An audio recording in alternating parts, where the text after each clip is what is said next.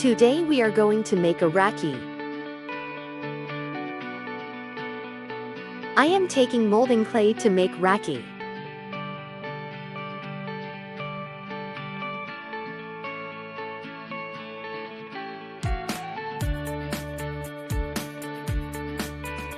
We have to mix this clays.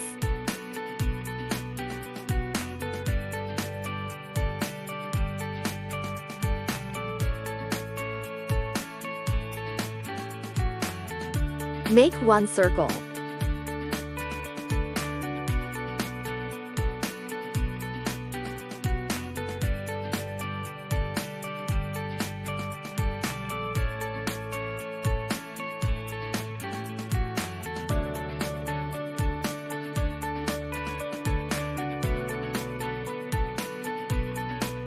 Make a hole both the side.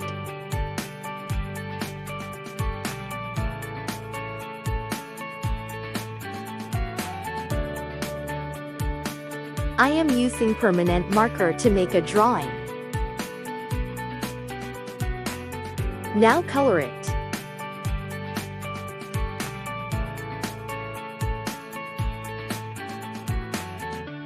Pass a thread to one hole to another.